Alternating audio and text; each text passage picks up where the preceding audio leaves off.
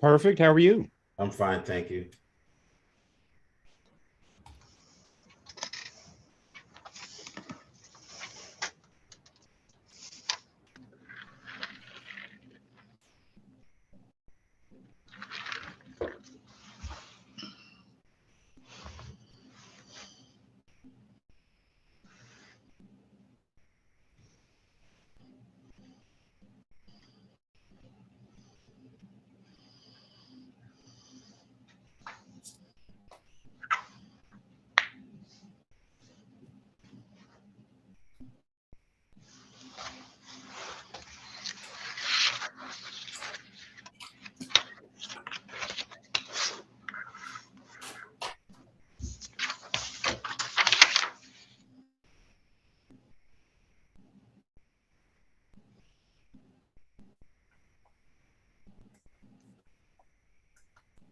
While we're waiting for a couple more people to join, we do hope eventually to have in-person meetings. Just wanted to let you guys know. And an idea that I forgot to do for this meeting was to invite people to log in early so we could catch up. You know, we haven't seen each other for a while. Some of us haven't seen each other for a while, and I forgot to do that for this meeting. I apologize, but one of the purposes of the meeting today is to get to know each other, sort of, and to go over some statistics, because we do have some public that will be joining the live stream and watching the recording. So I did want to just let you know we're going to do our best to make this as in person and as we can through the virtual meeting platform.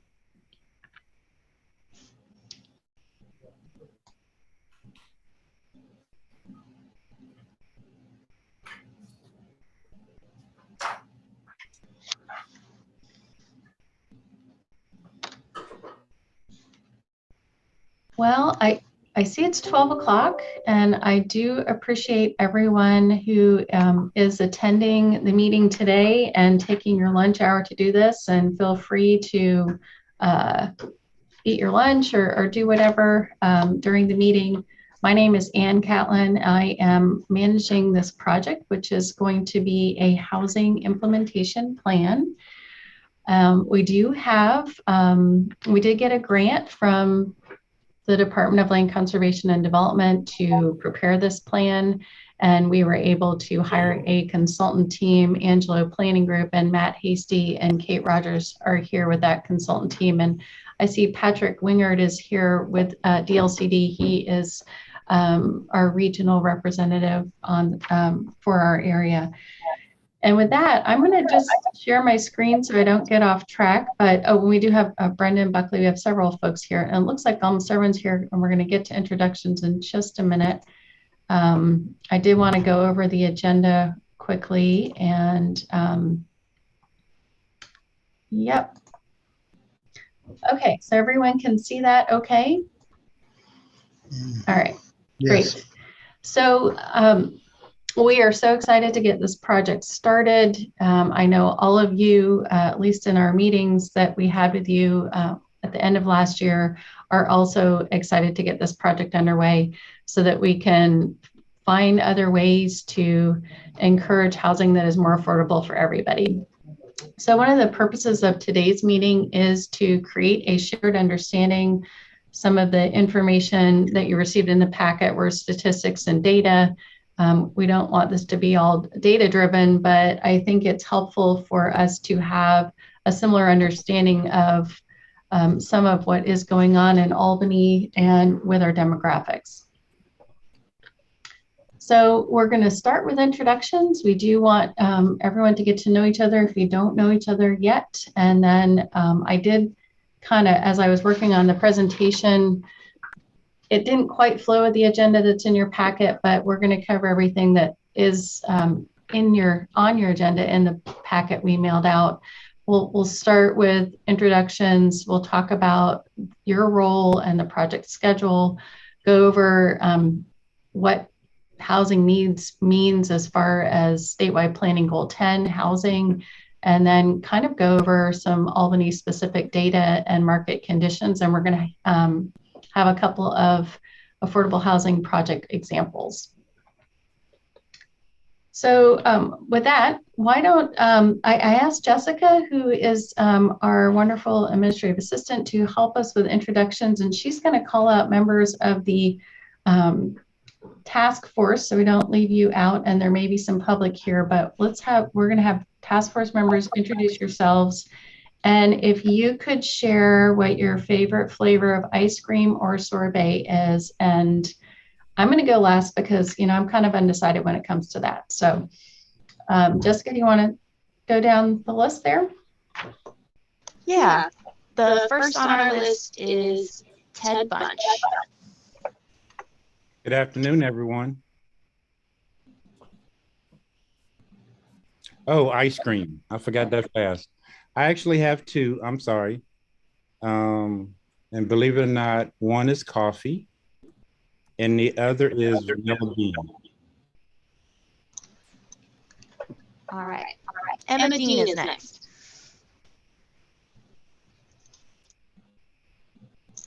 Hi, I'm Emma Dean with Albany Helping Hands, and my favorite ice cream is chocolate peanut butter made by Tillamook, and then also coffee. That's a good choice.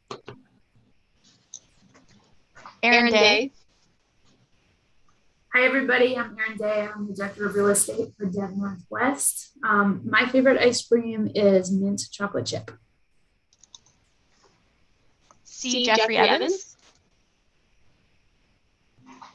Hi, I'm Jeffrey. I'm with the group called Barrier Free Oregon, and I'm old school, so chocolate is my favorite ice cream. Steve Hammond.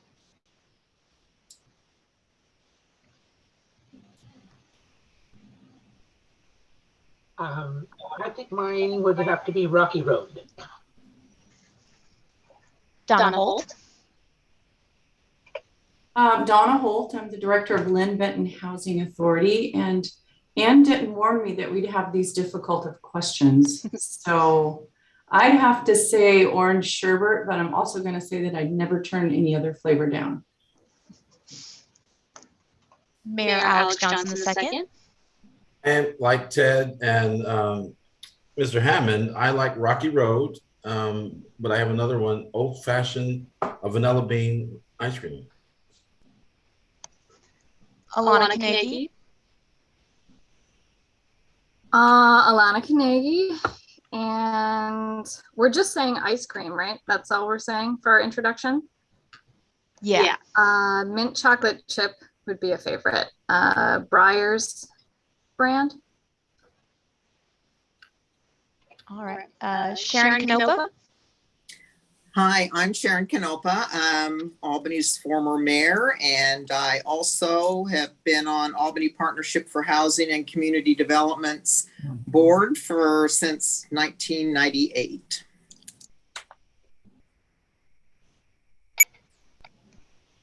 All right. Scott Letman.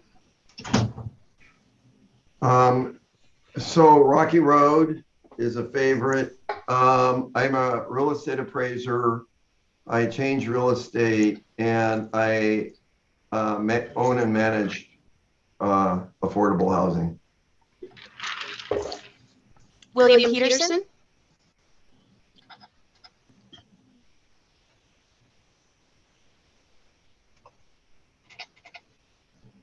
We'll come back.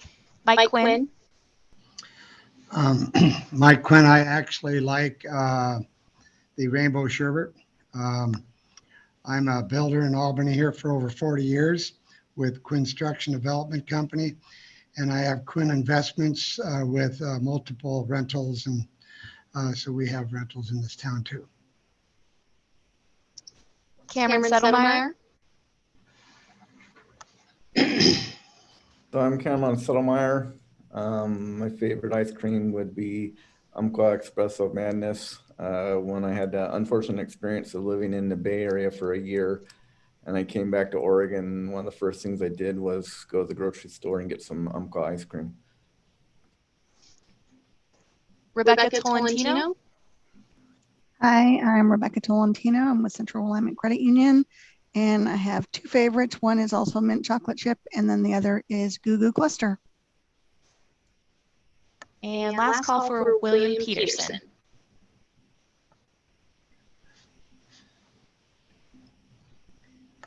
All right, and that's everybody. Okay, and if you guys can mute yourselves while you're not speaking, I thought I would give our others, our consultant team and Patrick with the state to share their ice cream flavors as well. And but I'll tell you mine, and it's hard to pick one, but I love Umpqua Espresso Madness, Coffee Heath Bar Crunch, and of course Breyer's Mint Chocolate Chip. So yeah, I think we should have an ice cream party next time, right? So I am going to call on Patrick Wingard to share his ice cream flavor. So I think the question is here, are you team Tillamook or are you team Umpqua? That's right. So probably Moose Tracks is where I would land. Okay, thank you, Patrick. That's a good question. Because yeah, Tillamook and Umpqua, I think they might be the same company. I don't know. So how about Matt Hasty? Hi, Matt Hasty, Angelo Planning Group. I'm the consultant team project manager for this. I will say I'm mostly just going to be in listening mode today, and great to see you all here. Ice cream. So I worked at a Baskin Robbins when I was a teenager, and one of my faves was Jamocha Almond Fudge, which is like, coffee plus for them. I also do love Haagen-Dazs coffee ice cream. And then somebody else said peanut butter and chocolate, and that one's like right up there with coffee for me too. So, and I love Tillamook in terms of just like the creamy texture of that brand. So too much probably, but there you go. Thank you, Matt. That's interesting. I love the, when you're a little kid, you like bubblegum ice cream at Baskin Robbins for just a little while, and then you move on to the better stuff. But how about Brendan Buckley? Hi, everyone. I'm Brendan Buckley with Johnson Economics. I'm part of the consulting team as well with Angelo Planning Group. I really like anything that has some caramel mixed into it. So any kind that has some chocolate and some caramel is great by me. Yeah. And Kate Rogers. Hi, I'm Kate Rogers. I'm a planner with the consulting team with APG. And I love ice cream. I guess in terms of sort of grocery store ice cream, I'm a fan of Tillamook mint chocolate chip. I actually have some in my freezer right now. But if we're kind of going fancy upscale, anything that's kind of a custard based ice cream, I'm all about that. Extra creamy. Yeah. Okay, that's good. And I don't want to forget our other staff that are here. We have Beth Freelander. Hi, yeah, I'm a planner with the City of Albany, and I would say probably caramel toffee crunch is my favorite ice cream, and I would put myself in Camp Tillamook. All right, and last but not least, Matthew Reckers. Yeah, so most of you know me, but so as far as my favorite ice cream, I'm going to go definitely old school. And I reminisce back to days as a kid going to the state fair and getting the Dairy Farmers just vanilla ice cream cone from the freshly milked cows. So that's a favorite of mine. And I apologize, Jessica, will you want to share your favorite? And we do have Matt Harrington behind the scenes doing our live stream video and making sure that things run smoothly for the public. So Jessica and then Matt, and we will get rolling. Sure. I like Ben and Jerry's. They have a strawberry cheesecake one, and it has like cheesecake crust swirled throughout it, and it's delicious. I don't know if Matt's able to say hello, but if he does, or he can. That's fine. As you can see, there is not an ice cream that I don't like. So I'll go with that answer.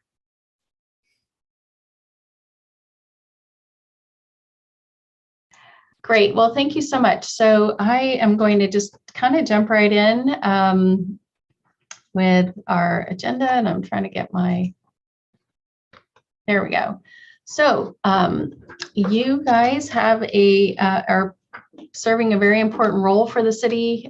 You are going to really be helping out city staff and the consultant team and working through a lot of different housing strategies and ideas. And I'm not going to hit all of these task force roles and responsibilities, but of course, be respectful, constructive, and solution oriented.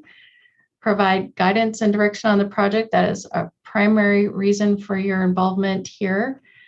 And bring us specific perspectives and overall community interests. We want to make sure that you share this project and talk with your neighbors and bring those perspectives to the table. We will want you to do some homework from time to time and also bring your relevant background and data to the table. We are trying to collect the most current data outside of census data so that we really have an accurate sense of what's going on in Albany when it comes to housing and housing costs. And I already mentioned this, serve as a liaison to your constituents. Really those are your neighbors, the people you work with, and the people if you are serving constituents. And with that, any questions about the task force roles and responsibilities? And I may not be able to see you to know if you've raised your hand, but I don't hear anyone. Okay. And on the topic of questions, feel free. Sorry, I couldn't find my button. My concern is, are we going to be modifying this consultant report to reflect information on the need for accessible housing? Yeah, we're going to be talking about all types of housing, including accessible housing, which isn't a specific type of housing, but it's housing that is made to be accessible, right? So does that answer your question? All housing should be accessible to everybody. Maybe I didn't hear you correctly. Sorry. Well, there's the report doesn't list any of the demographic or financial data for people in need of affordable housing, such as people with disabilities. Right. I did provide some information on poverty level. We do have demographics, and what we sent to you was just trying to provide you with some updated information that is a little more current than what is in the housing needs analysis. But I do have a bunch of other data as we start diving into the different subsets of our population. And I don't have all that data for you today. I was fairly busy, but yes, while you're thinking about it, just as Jeffrey mentioned, if there is a data you think would be interesting and valuable for these discussions, let me know. I've got down I've already got a table with all this information on the disability issues and housing and affordability, but I did provide just more summary data in your packet. So there is more data out there, and trying to meter it out, so to speak. All right, okay. Thank you. Mm-hmm. Thank you. So we expect this project to go until next spring. And I know that seems like an eternity for many of you who wish that we had gotten started on this years ago, like me. But we do have a lot of work to work through. And as we talk about different strategies and ideas, that's not to say that we may not pick off some low-hanging fruit and start working on those. But we do have a grant. We've hired a consultant team, and really we're talking about adopting a housing implementation plan by next April. So all the way through adoption. So we should have most of the work done by the end of the year, and then fine tuning next year and getting ready for adoption. And sprinkled into that will be public involvement and community engagement. And you don't see a lot of that on the schedule here, but that is essential to the project, of course. So you'll have 5 meetings, and this is the first meeting, and you can sort of see generally which months are coming up, and we'll touch on this at the end of the meeting today.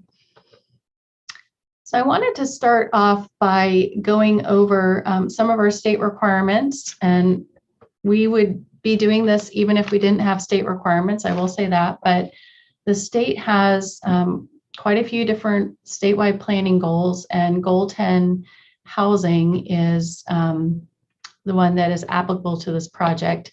And the state wants all jurisdictions to provide for the housing needs of all citizens in the state. And I would say that that really means all citizens of all incomes and all household sizes and types. And they also outline a process for how to go about doing this.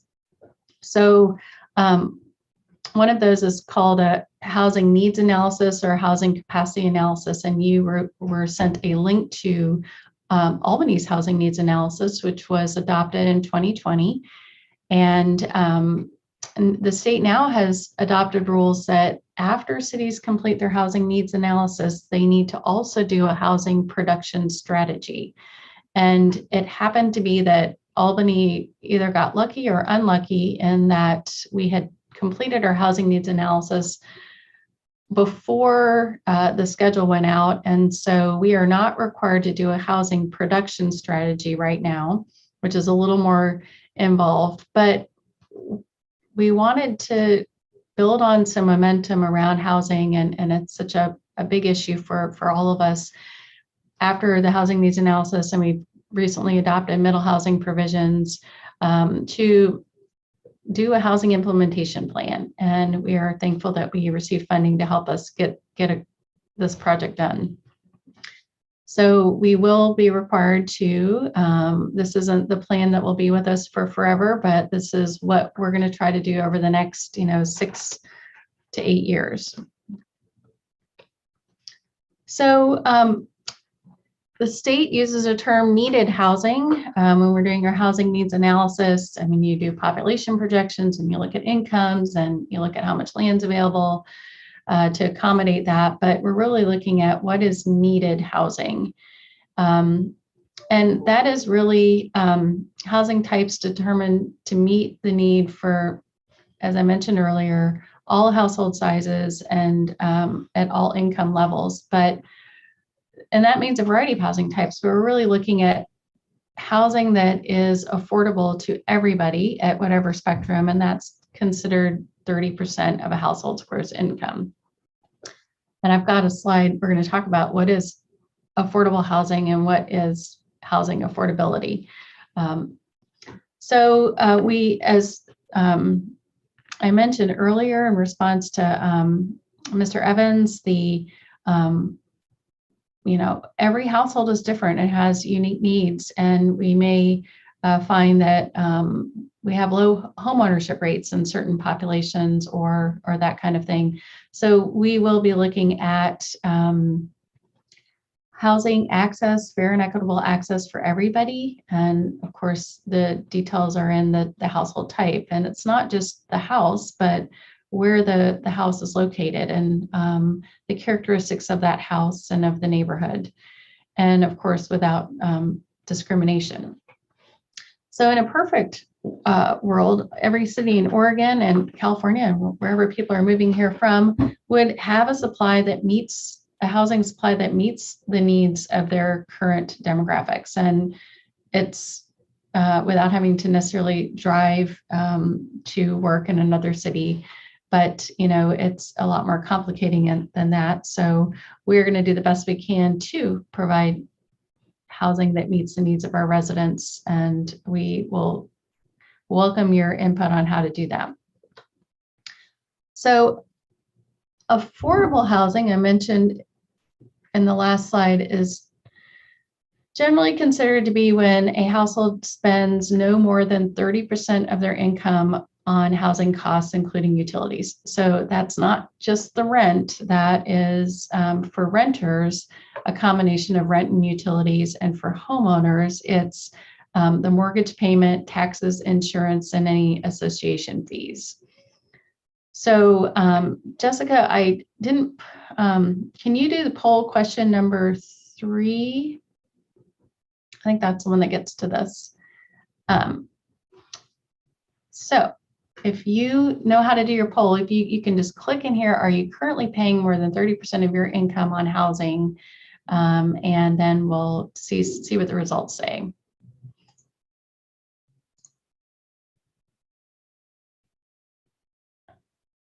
And while people are taking that poll, so affordable housing, again, is housing that's affordable to everyone on the income spectrum. But what we're talking about primarily when we talk about affordable housing units, we're referring to publicly subsidized units, which make housing affordable to our households that are earning below the area median income.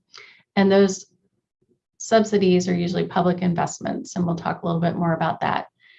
And housing affordability is sort of a regional term. So you might look at an area, are we more affordable than Corvallis, for example? But many factors influence that, with the number of houses on the market, the amount of land that's available for housing, et cetera.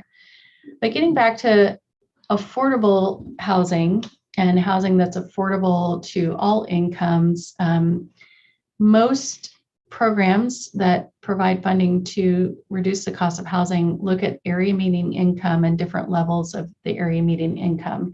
And the Department of Housing and Urban Development, HUD, estimates this income every year and does it for our area, which actually includes Lynn County, but now they are also doing it by zip code. So we can get that by zip code for 97321 and 97322. And I will pull up a chart for the housing incomes by household size in a few slides here.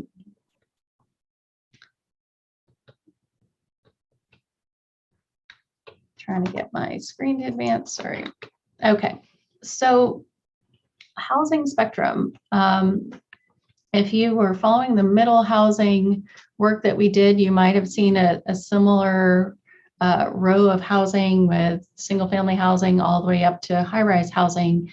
And this graphic is a little different. It shows you the spectrum of from homelessness to market home ownership and market rental housing. And the area that's in the blue dotted line, for those of you that maybe are not seeing in color, around different housing types from emergency shelters up to affordable home ownership. These types of housing are generally publicly supported in some way, and we'll talk about the different ways that that could be. But you know, a lot of our housing units, or in many communities, we need a lot of housing that is publicly supported, so people are able to afford where they live. But you know, most of our community has market rate rental housing and home ownership opportunities. And there's a term, workforce housing, that really spans a large spectrum of our incomes. So households that earn between 60 and 120% of area median income are considered to be sort of in the workforce housing, but generally they're working, they make a reasonable income, yet they still can't find or secure a house that is close to where they work and that they can afford. And when we're, and I forgot to mention this in the rectangle bubble there, when we're talking about publicly supported housing, we're really talking about housing that is affordable to households earning 80% or below the median income. And most funding sources require those housing units that are constructed with the subsidy to actually serve residents at far lower levels, usually 60% or below, and sometimes 30% or below. So here is the 2021 Albany median income that HUD put out. And you can see that when we're looking at any of the programs the city helps support for eligibility for a lot of the programs, we're looking at, you know, what is your household size? You know, if you're a 3-bedroom household, you would, I'm sorry, 3-person household, you would be considered lower moderate income if you earned $48,400 or less per year. So I highlighted in red the middle income based on household size, but again, most of our subsidized units are for people earning far less, and most of the state supported subsidies or money that funnels through Oregon Housing and Community Services are for residents that are at 60% or below. So you might be thinking about your own household size and you know, whether you fall in or above or anywhere on the spectrum, or if you're off the charts or below the charts. Okay, so I'm hoping the 2020 census data graphic information will come out soon so we can continue to refine our numbers. But this chart shows the 2019 incomes at the different, or how many households are at the different income ranges. And you can see that most of Albany, at least looking at 2019 dollars, is sort of in the middle here. And depending on your household size, you may or may not be considered a lower moderate income. But many of our households are earning, over 50, between $50,000 and $75,000 a couple years ago, and over. But we still have thousands of households that are earning below $35,000. So about $6,000, which is more than a quarter of all of our households. And of these households that are earning less than $35,000, 2/3 of them are renters.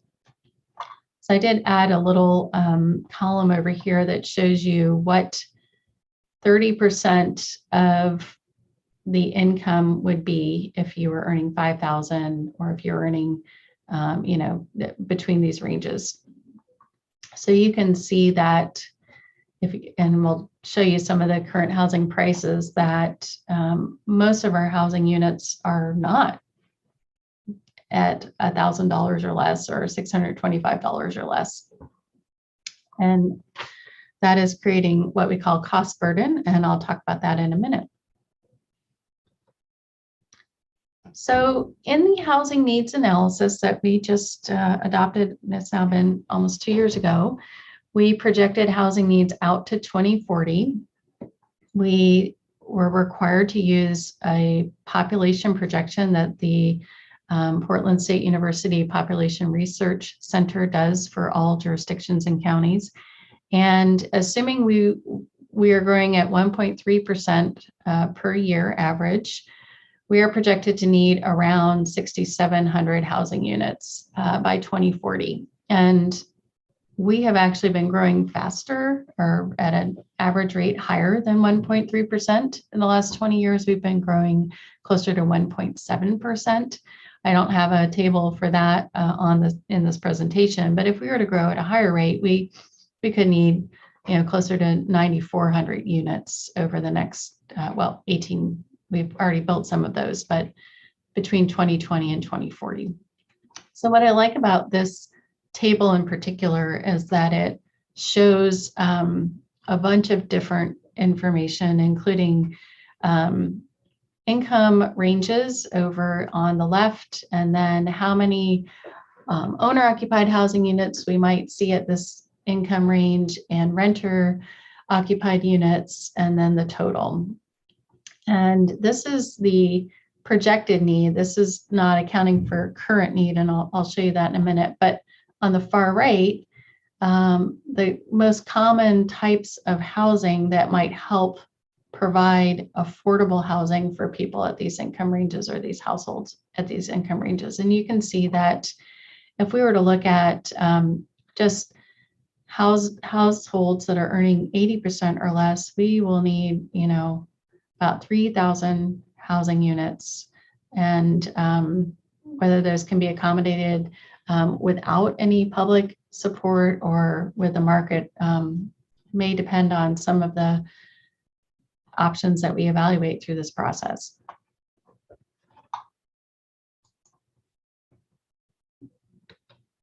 So another table in our housing needs analysis showed what the current need is based on income ranges and incomes.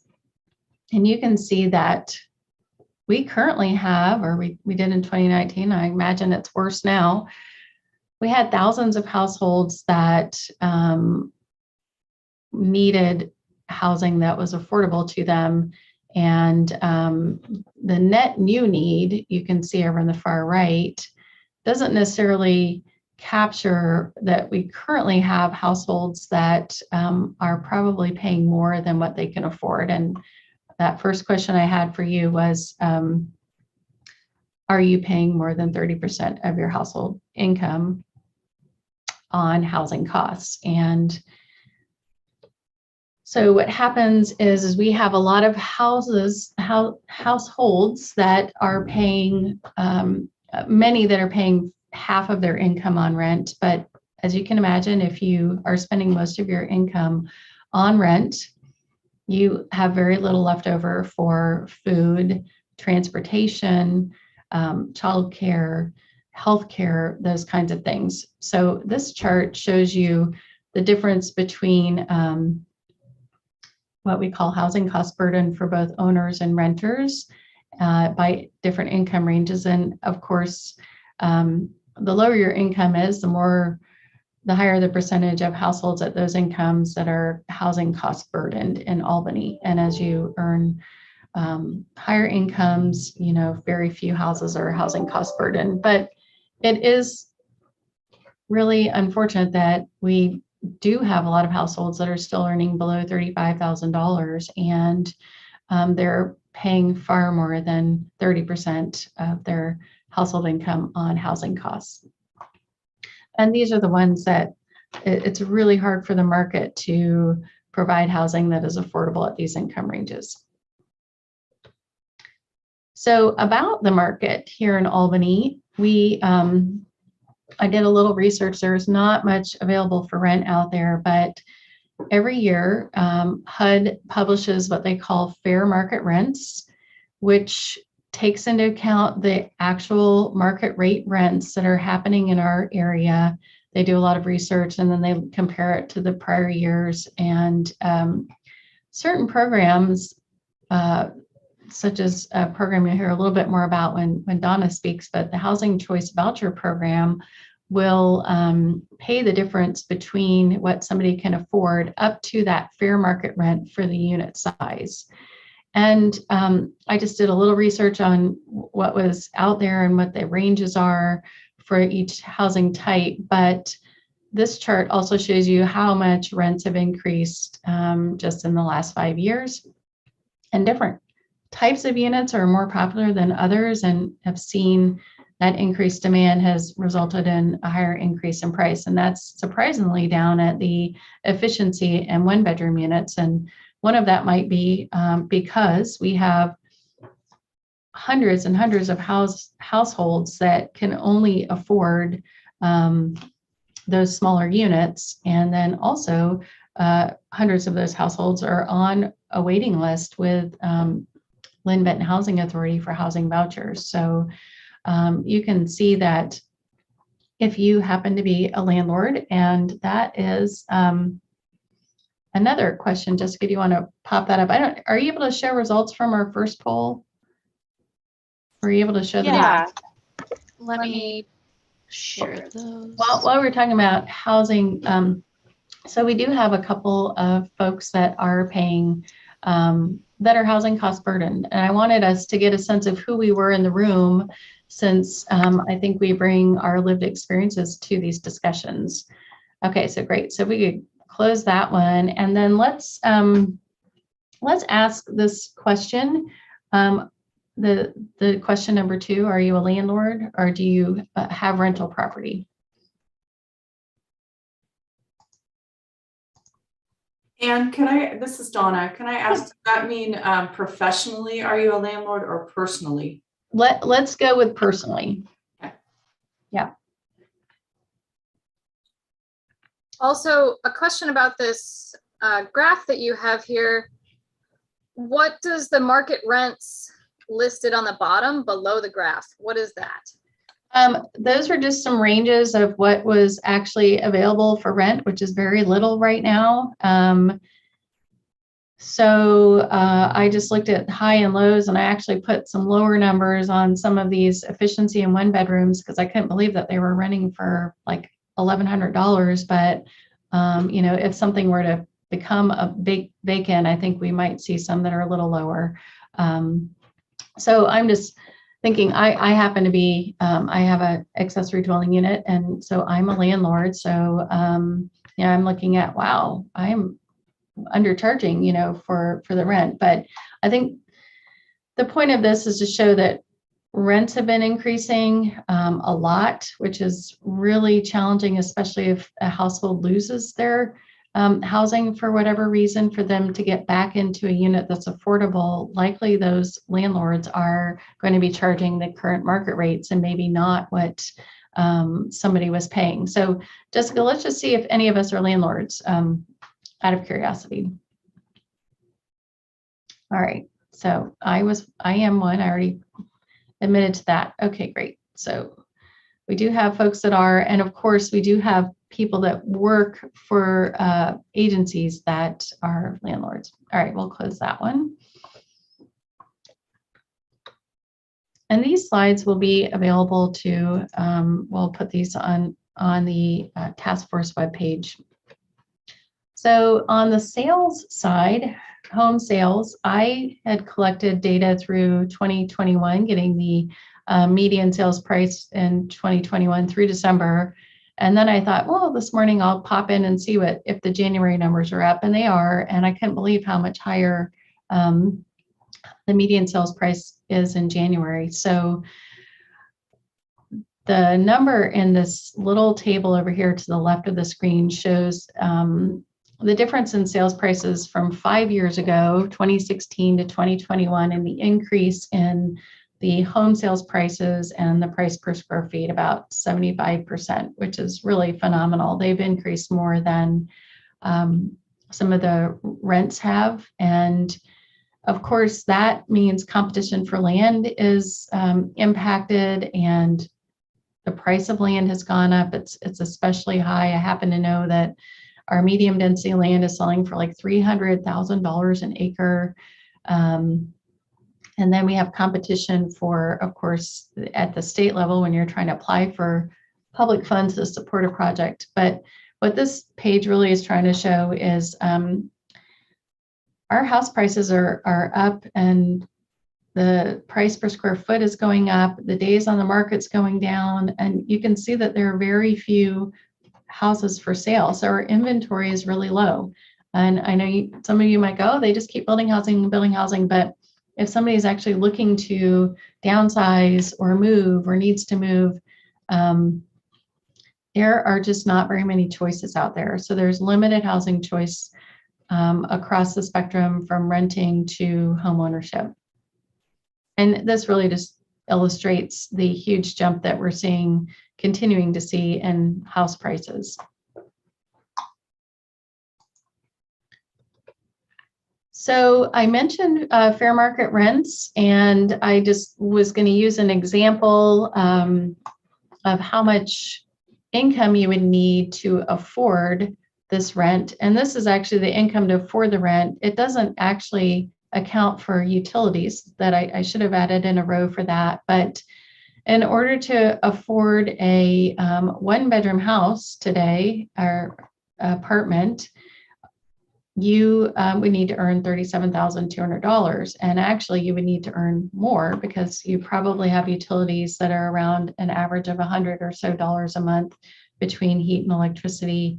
It might range throughout the year, but just trying to get a sense of how much money you need to earn monthly and annually to afford the current fair market rents, which our actual market rents are probably higher depending on location in Albany. So we are going to be looking at all the different housing that is needed out there, but I think one of the biggest challenges we have, and what a lot of the focus of your work will be how can we try to make housing more affordable, and then we have to specifically evaluate some tools that are out there for us and how we can make housing more affordable for those that earn lower incomes. And this slide sort of shows you that everything in the red box often needs some sort of public support. And we're going to transition into that now. We're going to kind of go through what does our current housing supply have in terms of affordable housing, and then what it takes to pull off some of these projects. So this list here is not factoring in necessarily for market rate affordable housing. And I know that some of the folks that are in this, and me included, you are providing rents that are affordable to people. But as far as properties around town that have received some sort of public funding in the past and that are still renting at their income restricted, we have around 600 rental units. I don't know how many Habitat houses are still occupied by the Habitat families that went into them, but I know that the Albany Habitat affiliate has built more than 20 over the decades. There are 928 Albany households with a housing voucher, and Donna's going to talk about that here in a little bit. They're using that voucher to pay, that voucher helps them pick where they want to live and is helping those households with affordable housing, but they're actually living in market rate housing. But those rents are typically restricted to the fair market rents that we've shown you before. And then we have 2 emergency shelters and 1 youth shelter. Albany Helping Hands has some transitional housing, and some other agencies have transitional housing. And some of those have been publicly supported. And this number is just a big range of what might have been publicly supported. So we have some, but we don't have enough. If you remember the numbers in some of those previous slides and some of the data that we sent out to you. So I wanted to just do an example of the subsidized housing versus market rate. And this could be completely off, and we've got Scott and Mike and others in the room, but I took an example of a 2-bedroom unit, and at 60% for a 3-person household, they might be able to pay $900 a month for housing. And assuming that the market is at about $1,400 per month for a 2-bedroom unit, that these are the comparisons. So again, for restricted income housing, we need to also factor in for utilities. So in the market, the tenant pays the utilities, but when a affordable housing owner is renting, they actually have to subtract out, and there's an allowance for the utilities. But for simplicity, we're using $100. So the adjusted gross rent per month is $800 for the 60% and $1,400 for the market rate. And that translates into either annual income for 1 unit of around $9,600 or $16,800. And then I just came up with an operating expense to subtract out, and that number can change because we're just trying to illustrate a point here. But let's just say operating expenses are $6,000. They may be less, they may be more. Whoops, I missed an E on, I think I've moved this over from a net operating income. In this example, you would have around $3,600 for the rent restricted affordable housing versus $10,800. And when you're looking at ability to get mortgages and financing to build these developments, you're looking at having enough revenue and capital to afford that mortgage payment. And a good rule of thumb is, and may not be in our current market, but capital usually costs around 5%. So if we take the net operating income and that's 5% of what you could borrow to build that unit, you just basically multiply this row by 20. So let's just say a nonprofit builder could maybe borrow $72,000 to construct a 2-bedroom unit, where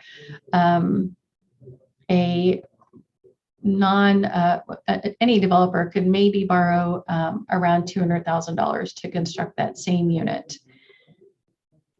And that's quite a big difference. And these numbers, again, may be a little off, and I'm just trying to illustrate a point. And if we factor in for the developer fee and a profit for, these affordable housing projects are often fairly complicating, and I'm not sure if there's a 20% developer fee, but I put that in there. So sometimes it costs more to build an affordable housing dwelling unit because of needing to pay fair wages and bringing in some people to help you with all the complications, legal and other, and getting financing. But in the end, it may cost around $200,000 to, and then because of the higher costs for publicly supported housing having to meet fair wages, I did $200 a foot versus $175 a foot, and those could be completely outdated numbers. In this example, we end up with a gap in what we would need outside of what we could get a conventional loan for, of around $160,000 or so for a unit that's affordable to those earning 60% or below. But you might be able to get financing for a market rate structure. So there are other ways besides just the capital. If there is the housing choice voucher, that is another way to subsidize rent, but there are a couple different ways. And tax abatement, are there costs that could be reduced that the local governments have control over? For example, some of the overhead annual costs, such as taxes, could you make these units more energy efficient so that you can try to offset some of those costs over time and still be able to provide rents that are affordable? So these are some of the challenges that are part of the puzzle, whether you're building affordable housing or non-affordable housing. And I asked Aaron Day with Denver Northwest and Donna Holt to just walk through some examples. And Aaron, they both offered to do that. And if we have time, we could have anyone else walk through an example. But Erin was going to share her screen and walk through a home ownership example and what it takes to sort of pull off one of those projects. And before doing that, and she can share a screen at any time, I'll stop sharing mine. These projects take years and years to get off the ground. So Erin, if you wanted to share your screen, that'd be great. And I'm going to mute myself. Can everybody see my screen? Are we good? Okay, I'm going to assume we're good. I haven't heard anything. So my name is Erin Day, Director of Real Estate for Denver Northwest. So thinking a little bit about homeownership, I'm going to circle back over a couple of things that were mentioned already, just to kind of tie things together. So just in terms of the path from rental to ownership is the #1 way to build assets here in the United States. It's the first pathway to kind of investment across the board. And as already been mentioned, there are some pretty significant challenges to that. We can build as many affordable rental housing units as we possibly can, but if there's nowhere for folks to go once they've kind of reached a certain point in their rental housing, if they can't move into a new level, then there's just nowhere to go. There's a bottleneck at the end of the cycle. And so Denver Northwest builds both affordable rental housing and homes for home ownership, but for the sake of this example, I'm going to focus just on the need for home ownership. So in order to buy a house, right, you need a down payment and you need to qualify for a mortgage. And as already mentioned earlier in the presentation, because housing costs have increased higher than wages, those folks who are renting currently most of them are cost burdened. So they don't have the ability to save for a down payment. And even if they get to a place where they've saved enough for a down payment, the home prices are so high that they're really not competing or not able to compete due to limited supply and high housing costs. So just like one additional plug, systemic racism and other significant disparities in the generational wealth gap further exacerbate this, particularly for BIPOC communities. So our homeownership program is really designed to try and offset some of this and create some housing supply on the homeownership bit. Again, you've already seen these numbers, but thinking a little bit about the homeownership piece, we're really looking at individuals maybe at a minimum of earning 60% of Albany's AMI. up to 120% of the area median income. And so you can see a one wage earner household really at 120% of the area median income is pulling in about $53,000 a year.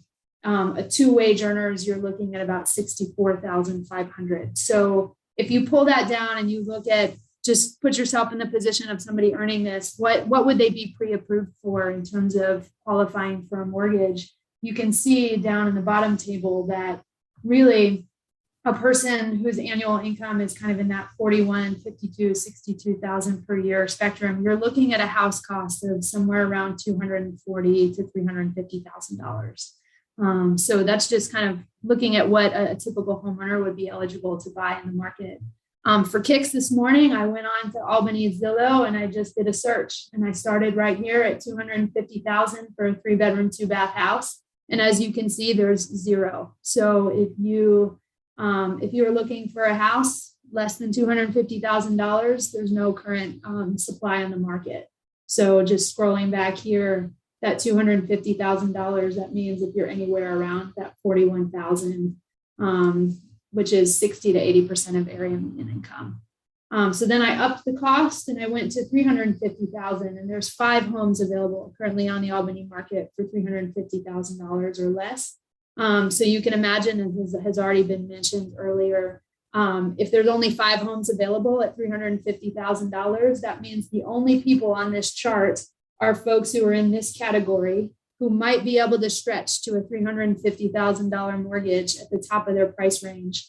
And those are folks who are 120% of the area median income. So 2 wage earners at 120% could compete for those 5 homes. And so obviously those homes are not going at that price due to the limited supply. They're typically outbid by other folks.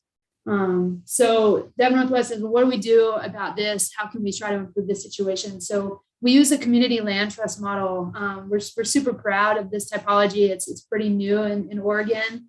We were a big part of helping to improve some legislation that allowed some lift rental dollars to be reallocated towards homeownership. And so we've been producing these community land trust sites. And essentially a community land trust works a lot like a condo association or a townhome association.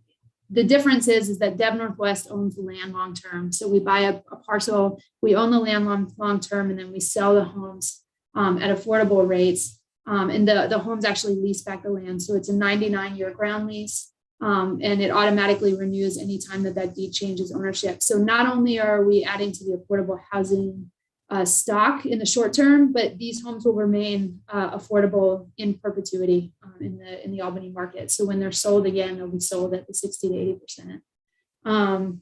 Our homes, again, they target individuals earning 60 to 80% of the area median income. So that is not 60 to 80% of the sales price. So that means that for these individuals here who are 60 to 80% of the area median income, we price our houses based on what that individual could afford. So for Dev Northwest, that's turned out to be it's about $189,000 to $250,000 is about what we sell our homes for. And these are new construction homes, 3-bedroom, 2-bath that are typically about 1,200 square feet. And wherever possible, we also try to provide down payment assistance available to just try to help the homeowners as well, kind of get sort of in the door. So to make this process work as a community land trust, the public subsidy must go into the infrastructure. So the way that the funding sources that we currently have available, you can imagine that anytime that you take out a public subsidy, they have to take an affordability lien out on the property. Well, that's a little bit easier to do when you own the property long-term as a rental. But when you're trying to then sell the house, the mortgage company that's providing that mortgage then also wants to take a lien on the house, right? Just in case the mortgage isn't being paid. So it starts to create a little bit of uncommon ground around lien positioning. So as of right now, in our community land trust model, the one that we've been able to make work, the public subsidy all goes into the infrastructure, any site improvements and soft costs. We then take out a construction loan, usually through a CDFI, to be able to do the vertical construction. And then when the home sells, we first pay off that construction loan, and then we pay off any gap in the infrastructure. And just to go back a little bit to developer fee, I really wish we could take a 20% developer fee. That would be amazing. We're actually, we're not allowed to take any more than 7%. And most of the time we can't reach 7% to be able to get these projects to pencil. We're usually looking at a 3 to 4% developer fee, at least so far. Our lenders won't let us go below 3% in terms of the developer fee. So these projects take about 36 months to complete from beginning to end. So I broke up kind of the phasing of these process or the stages of these into 5 stages. They're pretty, as just mentioned, they take a long time to get into motion and kind of take a little bit more than a typical market rate subdivision. So phase 1 is acquisition and due diligence. It takes about 6 months to get through this phase. And typically it requires us as an organization to put somewhere between $40,000 and $100,000 in our own cash into the project before we even know if it's been funded, just to do kind of the workup that we need to ensure that this site is going to work for an affordable homeownership development. So assuming that we can get through kind of all of these steps, which is secure our acquisition funding, complete our NEPA, wetlands, environmental reports, land use projections, and market analysis to see if these homes are actually going to sell at the prices that we can offer them. We're looking at 6 months in and usually somewhere around $50,000 or $60,000. Once we go into the second phase is pre-development or fund up. This is when we would typically go in for our sort of bigger funding application. So with the state or with our construction lender, to see if we can line up some of the bulk of the funding.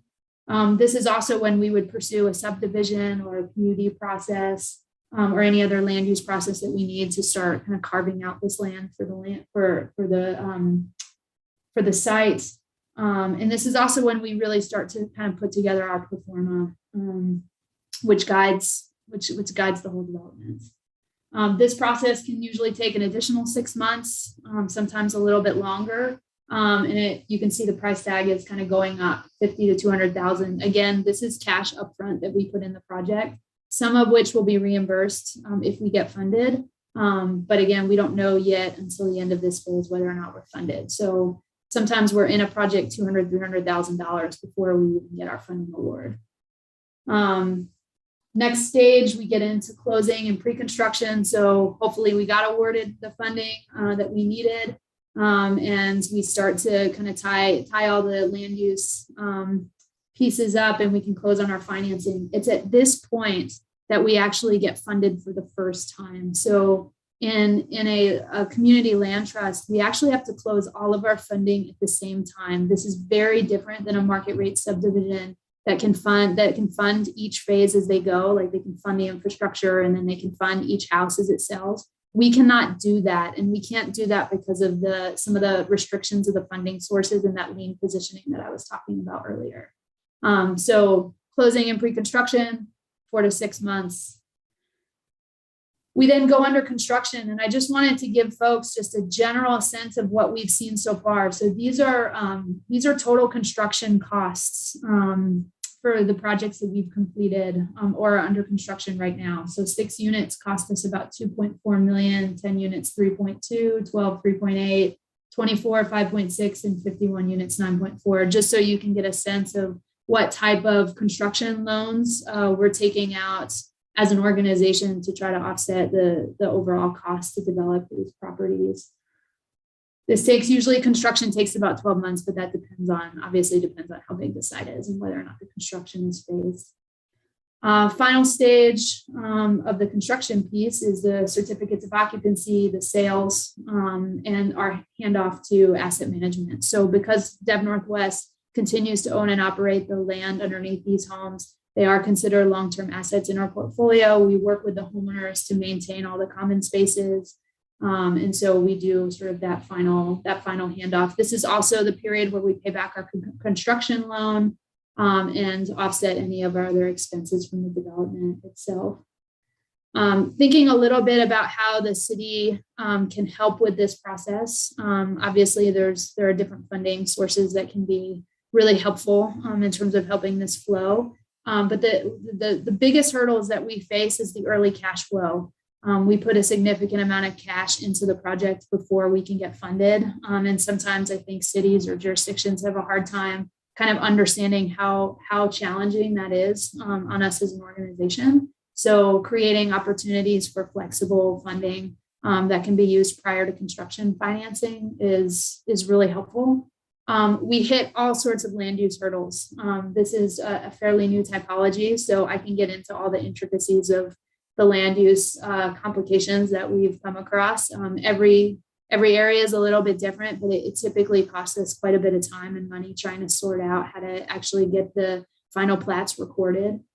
The bonding, the utility bonding required by cities and other jurisdictions can be really difficult and challenging. These projects, the funding structure is different and the timing of that funding structure is different. So again, we've hit some significant barriers working with local jurisdictions around how to meet the state statute around utility bonding requirements. Platting takes a long time, super complicated, and this is a key part of our process, is trying to kind of turn our funds at the same time as getting final plats recorded. So that can be a little bit challenging. Closing coordination, we're typically closing with about 6 to 10 partners all at the same time. So a typical development is maybe 1 or 2 parties participate in the closing, but on these projects, we're looking at somewhere between 8 and 10 participants. So it can be quite a complicated close. Legal positioning and education, just helping people understand where everybody stands in that lien position, so that both the legal teams that are working to actually get these projects developed are also aligned with who these mortgage lenders or where these mortgage lenders are going to fit on the back end when the homes are sold. And then just really, I just can't emphasize enough the most critical piece of this whole project working, or this type of development working, is the timing. We take on significant risk as an organization to try to push through these homeownership developments. And there's really there aren't a lot of options for us to help compensate for that. So thinking a little bit, especially about how the city can improve systems or create more efficient systems to help get these typologies moving forward. Thinking a lot about how cumbersome the land use process is, and creating some expedited pathways to get these approved and to move forward is really critical, because the timing matters. Probably a little bit more than usual, because we have that construction loan that we're paying interest on to get these homes built. But that's the CLT model. I know I covered a lot of info, but it's one way that we've been able to get affordable homeownership built in several of our communities. We just finished up 6 units in Cottage Grove and Florence. We have 51 units under construction in Corvallis and Eugene. We have 10 scheduled to break ground in a few months in Clackamas County. And then we have 24 units scheduled to break ground in 2023 in Salem. So we would love to bring some homeownership opportunities to Albany. And hopefully we can have some good discussion about ways that would help incentivize and create pathways for us to do that. Wow, thank you. I guess I forgot to ask if anyone had any questions about all the relatively boring data that I shared before, but Erin provided a really interesting perspective on homeownership and the challenges that they face. Questions for Erin or anything up to this point, and before we move on? And I have a question. Jeffrey Evans. Before you talked about close to work for workforce housing, and I was wondering what the definition for close to work is. I don't have a specific definition of that. I was just looking at what that generally means, but I would say within a couple miles, and I can look into that. What does that mean to you? That's a good question. I don't know what the definition of that is. The only thing I'll add to that, and then we'll get to Jeffrey, is there is a lot of cost in commuting, and a lot of people just have to go with whatever they think they can afford, even if it's 18 miles away. And then they don't factor in the costs of actually getting to and from work. And so there is regionally, a jobs housing balance is something that we talk about as planners. In a perfect world, everyone that lived in Albany or that worked in Albany that wanted to live here would, and they would be able to afford something to somewhere to live close to where they work, so that maybe those commuting times or ability to get their kids in between, to practices in between work meetings and things like that. So I don't have a specific definition. I don't know that there is a specific definition. I think that it probably varies from household to household, but I think people don't factor in the costs of transportation. If you look at the mileage reimbursement rate, I'm not sure what it is now, but it's over 50 cents per mile when you travel. So if you think about that added cost and the impacts that might be on people that don't have cars, and we're still a small area where you don't have transportation that is frequent enough, or if you have people that have cars that might break down, and the extra stress and impact, and especially for those that are already spending way more than 30% of their income on housing, they have very little left over. So I think that's just something to keep in mind, that some people maybe don't want to live close to work. I see all of you guys at the grocery store, and some people are like, oh, I don't want to see anyone I work with, when I go to the grocery store, but I'm kidding, but I don't mind it at all. So, but I don't know if that helps bring some context to that. And Jeffrey, did you have a I have comment? At least one question for Aaron. What percentage of the housing that you build is fully accessible to people with mobility impairments? So we have a 1-bedroom, a 2-bedroom, and a 3-bedroom model that are all accessible that we can integrate in.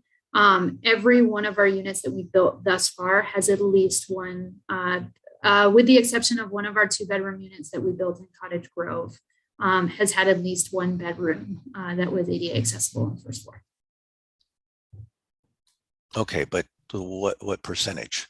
So 100% of the units, except if you take out Cottage Grove in that one unit, are accessible for at least one individual with a disability to operate and move around on the main floor. The second floor would not be accessible to them, but there is at least 1 bedroom and on the main level of the floor that is accessible.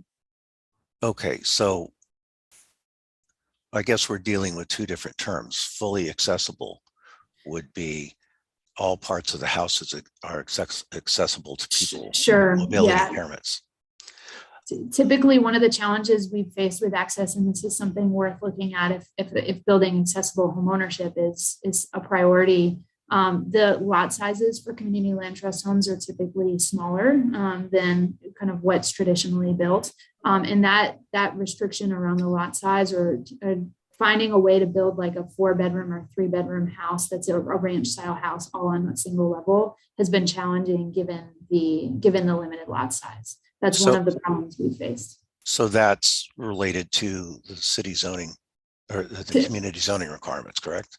Typically, yeah, it'll cause some issues when we're first sort of dividing the lots. When we're looking at trying to put a 3 or 4 bedroom fully accessible floor plan, it's not fitting into the lot sizes or the lot size that we need to be able to make the project pencil. Okay, so from a financial standpoint, you have to create as many parcels as possible. The balance between it, it's the LIFT homeownership funding source is our Q bonds, which are the amount of subsidy that we can get in LIFT homeownership to support this development, or at least the infrastructure of the development, is equal to 100% of the fee simple as is land value, which means that we can't take out a subsidy that's greater than the land value itself. So the size of the lot and how it appraises makes a big difference in terms of how much subsidy we can get to build the house. So right now, those two work in contradiction. We've been trying to work at the state level, where this session and next session, we've got some folks on our team that are actively trying to get that modified. Not only because we want to be able to build larger sort of ranch style units, but also we want to be able to develop in areas that are outside of urban or suburban communities. We want to be able to build these in rural communities as well, which right now we're not able to do because the land value is not high enough. Okay. Now, the reason I ask is because less than 2% of the national housing stock is accessible. Yes. And depending on the statistics you listen to, it's between 13.8 and 17.8% of the population has a mobility impairment that requires an accessible house. Yes, no, we totally agree with you. We would love to be able to have that flexibility. And of course, anything that can be done to try to increase our ability to get a slightly larger lot and use and put that sort of ranch style fully accessible house would be awesome. So for Albany, Albany needs to take a look at its subdivision process and perhaps plan for larger lots for that purpose. I think larger lots and or look at some of the other things that take up space or area on a lot. So looking at wetland buffers, looking at some other ways of trying to get as much sort of needed or at least accommodate additional density on a lot for a subdivision would be super helpful. Okay. Well, when your people are in Salem, give me a call. Thank you for that question and highlighting a really important issue and for the response. I'm going to move on, but I have been taking notes and it'll be great. I would like to ask a question. Oh, yeah, sure, Scott. Sorry, I missed seeing you there.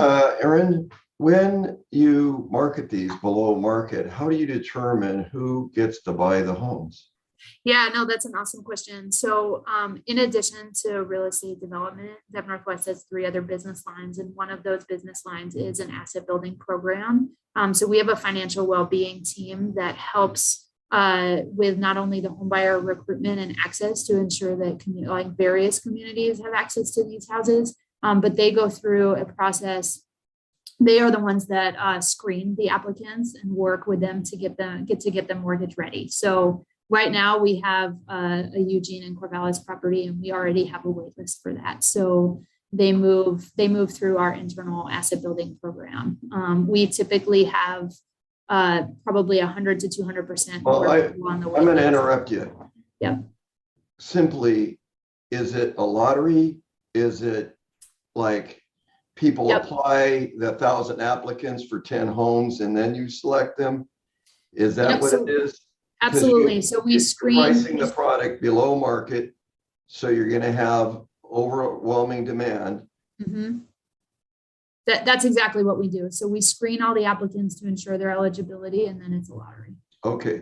Next question. Once the home is purchased by the applicant under a leasehold, how do you say it remains affordable in perpetuity? Mm-hmm. How does that happen unless there's a restriction on price growth of the home, or how does that happen? Sure, it's written into the ground lease and the CC&Rs. And so does the buyer of the home just a renter, or is the buyer of the home gain equity over time? No, the buyer of the home is getting equity over time. And I realize that Anne probably wants to move on. But there is a way that we've addressed that, which I'm happy to, if you want to ping me or send me an email, I'm happy to explain that process to you so I don't take up everybody's time. But yes, they actually do develop some equity in the home and get that paid back to them at the time of sale. Yeah, Habitat's looking at doing that too. So yeah, let's move on. But if there's time at the end for more questions for Erin, absolutely. I wanted to make sure we got to. Just since I can't chat that in, I'm very interested in that conversation. Yeah, I think Scott and Erin are having, and I also have more questions for Dev Northwest at some point. Yes, so if you want to send questions to me by email, and we're going to make sure that everybody gets the same information so that, because I think this is all of us would love to know some of those answers that Scott and all of you have. So with that, I wanted to give Donna a chance to talk a little bit about the Housing Choice Voucher Program, and then also a rental development. You just heard about a homeowner and home ownership model and some projects at Dev Northwest. So with that, Donna, are you, I can advance slides for you, but yes, if you want to just do that, that's fine. And I'll just kind of go over this one and then let you know when I'm done. I'll try to move through this quickly since we have a kind of a deadline here. So some of you may be familiar with the Section 8 voucher program. Some of you may not. Quickly, it's a federally funded program that's been around since the mid-30s, has changed names and obviously changed regulation and policy administration. Housing authorities administer those vouchers. There are 22 housing authorities in the state of Oregon, of which Lynn-Benton Housing Authority is one, covering 2 counties. Albany falls in our jurisdiction, as well as all the other towns and areas in Benton County and Lynn County. We're focusing on Albany here. The Housing Authority has a little over 2,700 vouchers. That means we can serve 2,700 families or individuals. And of those 2,700, over 900, growing toward 1,000, we see a steady growth, are in the Albany area. That's quite a big percentage of the vouchers, considering we cover a huge 2-county area. Default to affordability areas, and Albany's quickly losing that affordability title, like many other areas. So then folks will move to Lebanon, Sweet Home. And then you have that commute for work issue and commute to medical care and things like that. So, problems on that. So the Housing Authority puts a preference on families with disability, seniors 55 and older, and for families with children under the age of 18. So that's everyone can apply, but coming to the top of the list, getting served first are those categories. And the Housing Authority has specialized vouchers that are lumped within that 2,700. We serve specific groups of folks based on what HUD identified. For example, veterans. We have nearly 100 veteran vouchers that serve veterans specifically. We work with the VA to do that. Families go out into the general public and find a market landlord. Sometimes they locate affordable housing that may even be owned by the Housing Authority or Dev Northwest or Albany Partnership or some of those other providers, and they can use their vouchers in most of those units as well. We issue, and this is the hard part, we issue 200 to 300 vouchers at a time. So 200 to 300 families have come to the top when we hand them what they need to go out and find the units. We have some navigation support for those families, but very little funding for that except for emergency vouchers.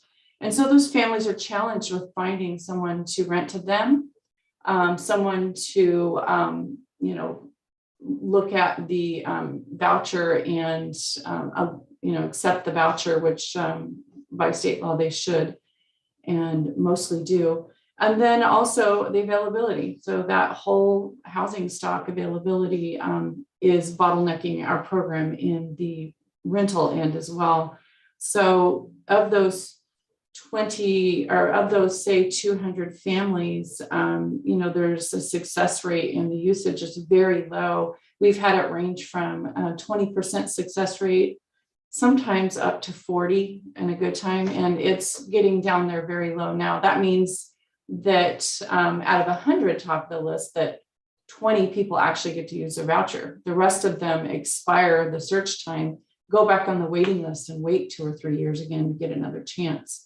So that happens quite regularly. We have some new policies that are helping some of those families. Obviously, if someone has a challenge related to a disability or any other and we are notified, we'll find a way to put them back on the waiting list without waiting so long again next time.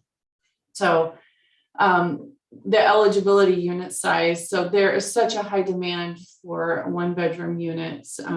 As you can imagine, people living independently are doubling up, persons with disabilities, seniors.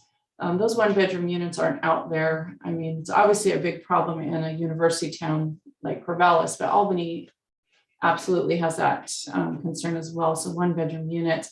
And then 2-bedroom units are the standard big one that people are utilizing, finding the appropriate bedroom size to house a family. And a lot of times families are, packing in as many as they can. HUD considers a living area as a sleeping room. So you could have 2 per 2-bedroom, that's 4, and then 2 in a living room area, which is 6. And if it had a family room, ideally that would be more, but that doesn't happen often. 3 bedrooms and 4 bedrooms are very much needed, but and very difficult to find, but there are less on our program. And then we even have some studio units that we've had. Many people qualify for 1 bedroom or 2 bedroom, but settle for a studio if they can find them. So you can see that there's a certain size bedrooms of it needed in the community for these families to use their vouchers. So if you want to switch to the next slide, one of the things that the Housing Authority does to try to compensate for the need for affordable housing, and it's a secondary role that the Housing Authority plays, is development. Much like Dev Northwest, the Housing Authority has been a manager of, well, I don't know Dev Northwest is a manager, but we manage our own properties. But we've been a developer of affordable housing, since the early 80s, and have a scattering of properties throughout Linn and Benton County, and a majority of them in Albany. We have projects that are built with 9% low-income housing tax credits and home funds, and just a stack of different funding sources so that we can get the project done.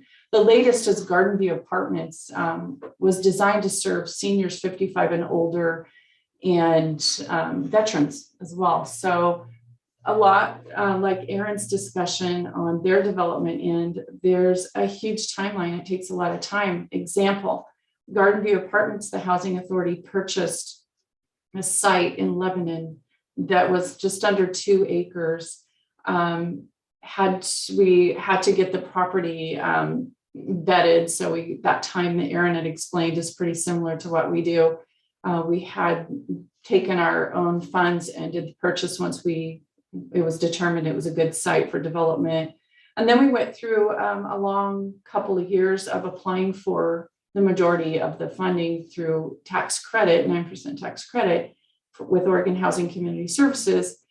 We missed it the first time, we didn't qualify. So we fine-tune our application and we do it again. And by 2018, we were finally funded. There was a year in there that there was not an application process. There was some unique things going on at the state with Oregon Housing. So we skipped to 2018. Now we've owned the property all this time.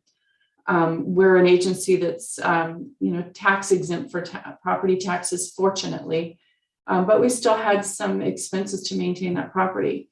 We hire a development team to help us develop. We go through a lot of the same processes, environmental reviews, and from a financial end and a physical end, much like Aaron described, obstacles after obstacles that are put in place with good intention, but do slow down the process and add cost. There's a lot of bureaucracy in using federal funds and being a public agency. So, and they usually have costs tied to them. Environmental reviews is one-time costly process that we go through. And in construction, after we hire the construction crew and everyone that's involved in that team, we will then end up paying a prevailing wage through Davis-Bacon. So that increases the cost substantially, much like a school district, I believe, has to do the same. We go through that process. There are other requirements put in place for us to, do that as well. The project team is a big group, and there's a lot of legal costs always tied to these. No way to get around that. Oregon Housing Community Services is a main partner network for Oregon Housing, Affordable Housing, National Housing Trust Funds, U.S. Bank, architects, just a compilation of very necessary folks to get this done. I will say, the Gardenview Apartments, we had a very enjoyable team for the chaos that we have to get through to do all this. We still had a great team. We set out to make this an energy efficient building. So we were able to acquire some very large grants and with Blue Sky Pacific Power. And it was an award-winning project after we were done in the way of energy efficiency, electric vehicle charging stations, pretty new for the Lebanon area. So you can see the picture of the project turns out beautiful. We did have a single family dwelling on it. It was very worn out. And so we've turned one family house into 48 affordable housing units. Affordable housing meaning that we control the rents within the FMRs and keep them affordable in that way for families. A lot of benefits of doing this is that the Housing Authority will we manage our own, keeping control of the quality of the living environment for those folks that are fortunate enough to live there. We maintain a waiting list. We are able to respond to needs for modifications due to accessibility.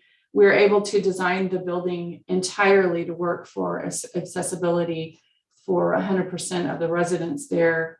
The gardening spots included, having services provided through MOUs with Lynn Benton Food Share, totally working on the gardening, a little bit of reaching out to OSU for some of that as well, and nutrition, health, food preservation.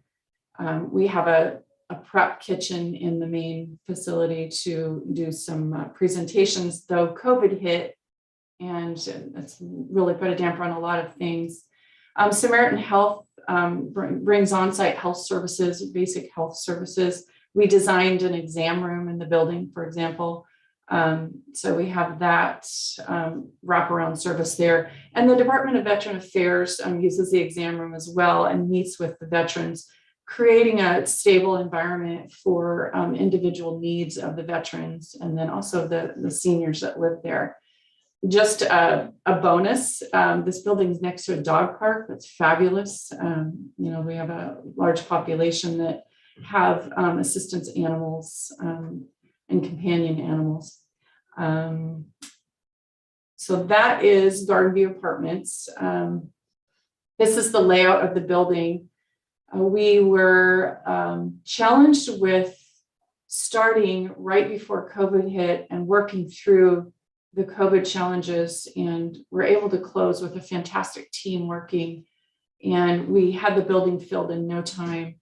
It opened in October of 21, and we have a growing waiting list, as you can imagine, nearing 150. In no time, it'll be up at 200. So 48 units, that many people needing it. That gives you an idea of the need for affordable housing development. We work with it. We look directly at the family's incomes and changing incomes to determine what the rent portions are and determine what our rents are in the building.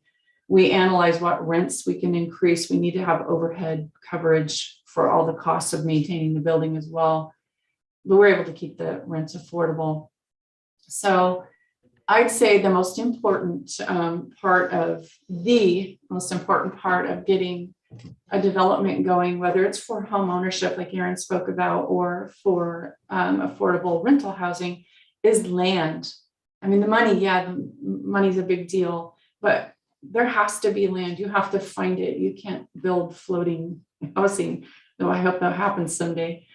So once you acquire land and you find land and you determine that it's land that can be developed for this, then you go on to look for the team and the money and put a giant difficult plan in place. But until we get the land, and I'll always say that, because you can't make more land, so it's becoming more scarce, and finding a way to get jurisdictions to look at available lands and seek out the housing authorities in the Dev Northwest and do development of types of affordable housing will benefit the community, many, many times over, more than just holding on to the land. We need to get the land that's available developed, there are some areas that were discussed loosening up on how it's developed and the bureaucracies, but I'd say out of the biggest challenge it is land. Thank you, Donna.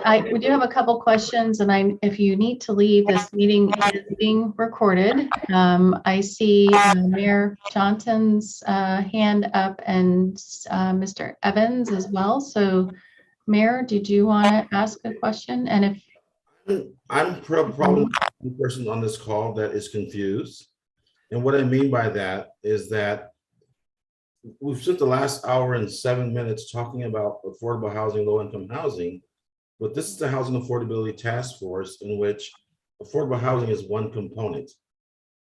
So I think this particular meeting, I think we went so far into the affordable housing piece, but this is not just about affordable housing. It's about housing affordability, different types of housing, different locations of housing, different styles of housing. I think we went so far, it's been an hour and 7 minutes on a topic that's one component of the overall housing affordability package. So I think we need to roll back a little bit. Yep. I felt, hear me out. I've listened for an hour and 7 minutes of my time, and so for everybody else. I feel that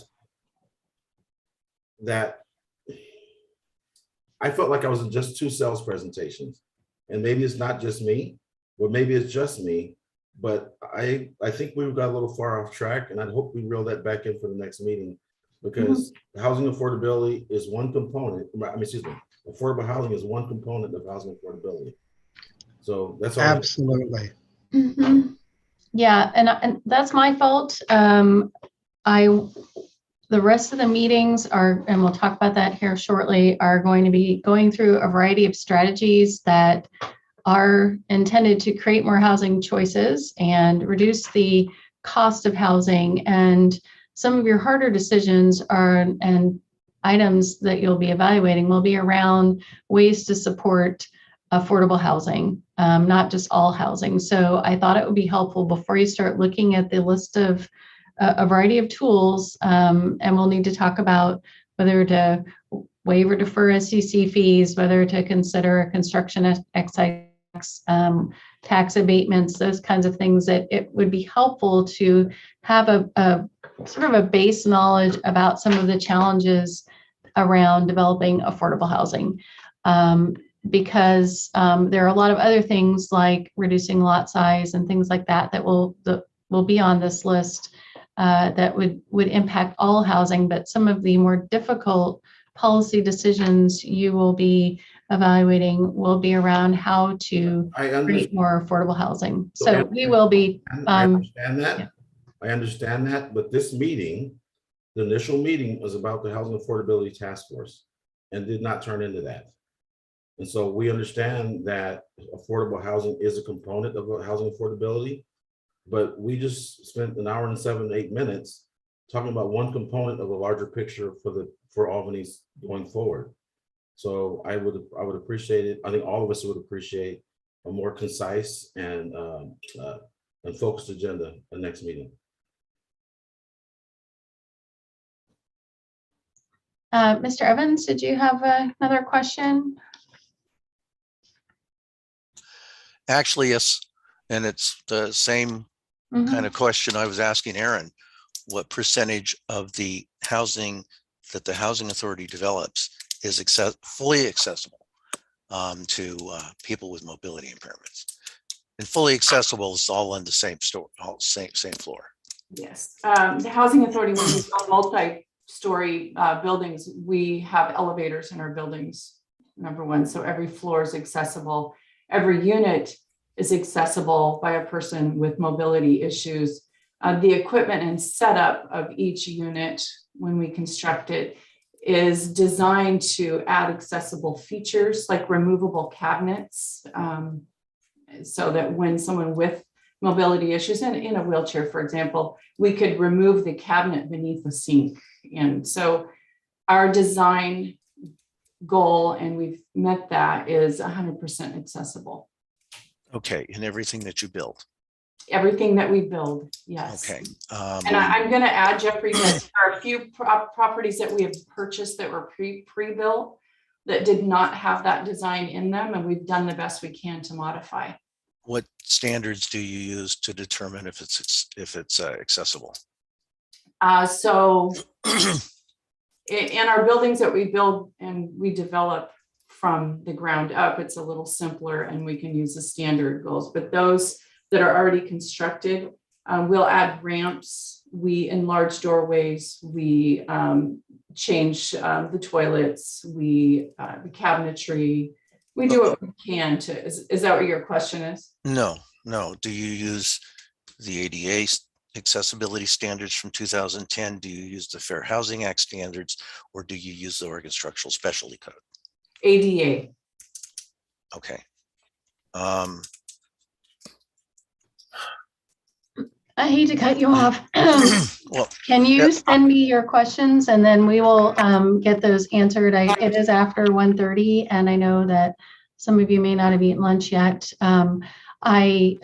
We can get all those questions sent to me. If you have more questions or suggestions, please do. And I wanted to roll into next steps. And this slide, just the city, I can't tell if there are more questions, but the city can impact housing development. And a lot of what this group will be looking at will be some of the public policy, land, et cetera. And that will be the primary work of this task force. I'm going to just flip down to tell you a little bit more about what we are envisioning for the next meetings. We will be looking at a variety of strategies to develop all housing types. And the city has already made some progress on some of these strategies or already have them adopted in place.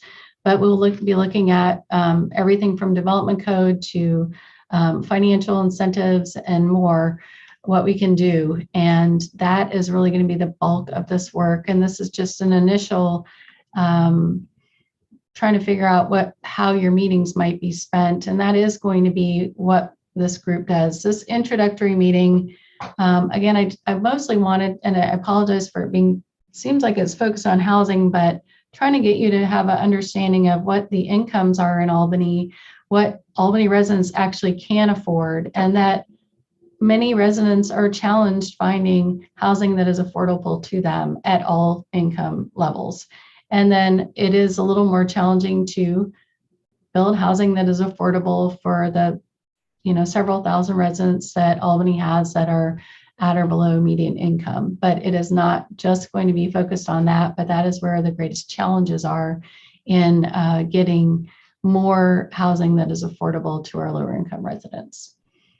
So if people want to stay on the call and continue to ask questions, we will I'll stay as long as you guys have questions and take notes and any suggestions. The floor is open. And may I follow up on the questions I was in the process of asking? Yep. My concern is that the ADA standards really have no standards for rental housing. And that would be the Fair Housing Act standards. So, have you checked to make sure that when you build these things that you're compliant with the Fair Housing Act?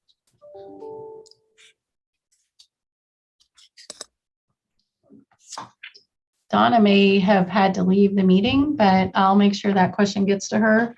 I can jump in too. I can jump in and sure. address that a little bit. Thank you, Erin. So no problem. So something that's important when thinking about accessibility standards is that the various funding sources that we get, whether they're at the state level or the federal level, they actually come with like pretty extensive access manuals that kind of dictate what each funding source requires.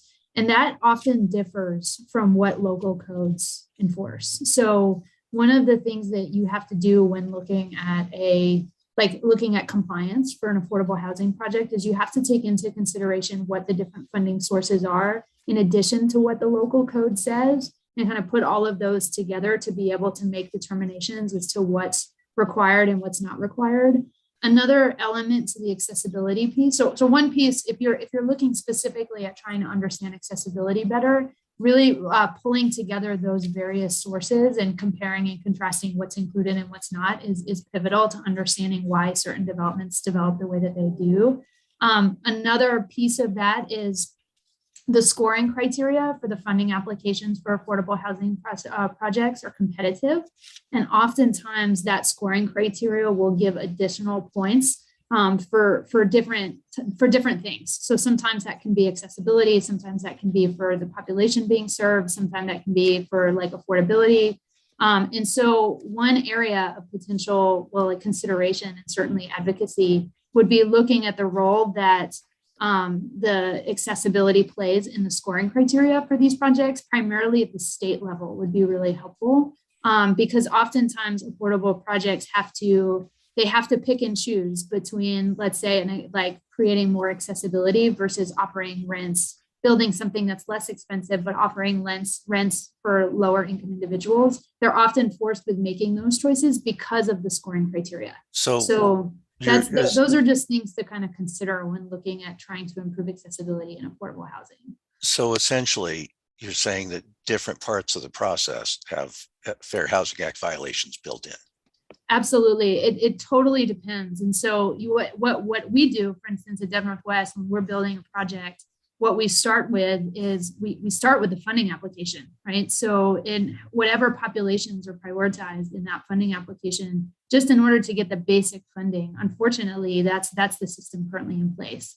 And so sometimes that includes adding additional features. Sometimes there are always minimum standards, but sometimes you get additional points for adding accessibility into it. And that often comes at a cost. And so each developer is going to look at the cost of those additional features.